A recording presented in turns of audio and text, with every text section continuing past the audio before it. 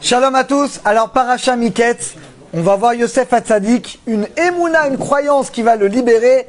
Le cours est dédié Bezat Hashem. Alors, c'est pour Noah Amok, Bezat Hashem, un bon mariage, beaucoup de Shalom Bayit pour Noah et Amram, toute la famille Amok, brachot matériel et spirituel Bezat Hashem. Mes chers amis, vous savez tous que Yosef Hatzadik, il est resté déjà 10 ans en prison, et après il va rester 2 ans supplémentaires. Ici, je vous pose la question, pourquoi 2 ans supplémentaires? Vous allez me dire, parce qu'il a manqué d'Emouna. Pourquoi? Parce que quand il a demandé au maître chanson, il lui a dit, souviens-toi, quand il a interprété les rêves, il lui a dit, souviens-toi finalement de moi, et rappelle-moi finalement à Paro. Eh bien, mes chers amis, c'est pas vrai. Pourquoi je vous dis c'est pas vrai? Parce que Rashi, quand il ramène cela, il dit que voilà, qu'a priori, ce sera un manque d'Emouna, un manque de croyance de Yosef Hatzadik. Et bien, Rashi va citer le pasouk Ashrei Hageve Asher Ifta Ba'adam. Heureux soit l'homme qui croit dans Hachem.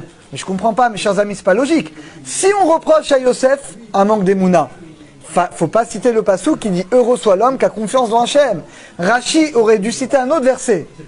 Maudit soit l'homme qui a confiance dans l'homme. Pourquoi il cite justement le verset heureux soit l'homme qui a confiance dans Hachem?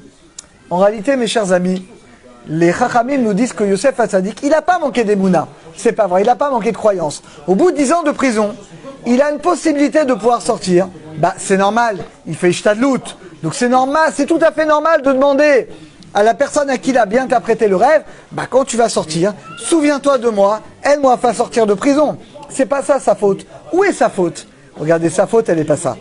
Il a dit une phrase en trop. Regardez ce qu'il a dit. Il a dit Gouna, Gounafti, il a dit voilà, car volé, j'ai été volé de la terre des Hébreux. Vegampo, et même ici, j'ai rien fait. Quand on m'a mis dans la prison. Toi, Yosef Hatzadik, tu parles comme ça. Quand il a dit cette phrase, il a voulu attirer la pitié de l'Égyptien envers lui. Il lui a dit mais on m'a kidnappé de la maison des Hébreux. Et même ici, on m'a mis en prison, j'ai rien fait. Comment ça, t'as rien fait? Toi, Yosef Hatzadik, tu sais pourquoi t'es resté 10 ans en prison?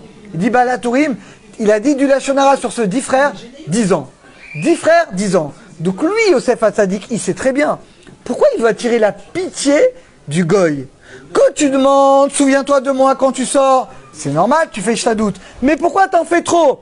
Car on m'a volé de la maison des Hébreux, et ici également, j'avais rien fait. Et là, on lui reproche, Yosef, t'as exagéré. Là, c'est pas Ishtadlout.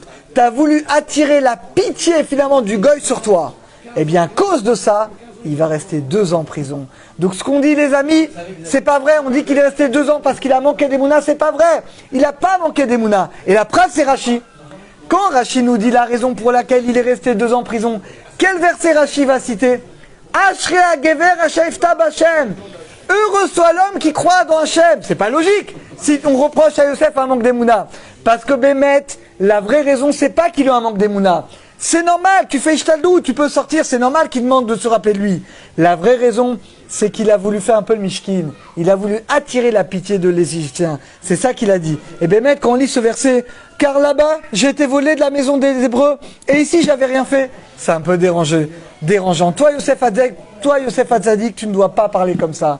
Donc, Bezat Hashem, on apprend de là la vraie raison pour laquelle Yosef, il est resté 2 ans en prison. Et pour nous, on apprend, mes chers amis, que Ishtalou, tu dois faire. Tu dois faire des efforts dans tous les domaines, dans la santé, par ça, tu dois faire. Mais il ne faut pas en faire trop. À partir du moment où tu vas faire trop d'efforts, ça devient un manque d'Emouna. Donc Hachem nous aide à faire exactement l'effort qu'il attend de nous et qu'on mette notre confiance en Hachem et de jamais faire le mishkin, de jamais vouloir attirer la pitié des autres à nous. Ça, c'est pas ce qu'Hachem il attend de nous. Shabbat Shalom à tous.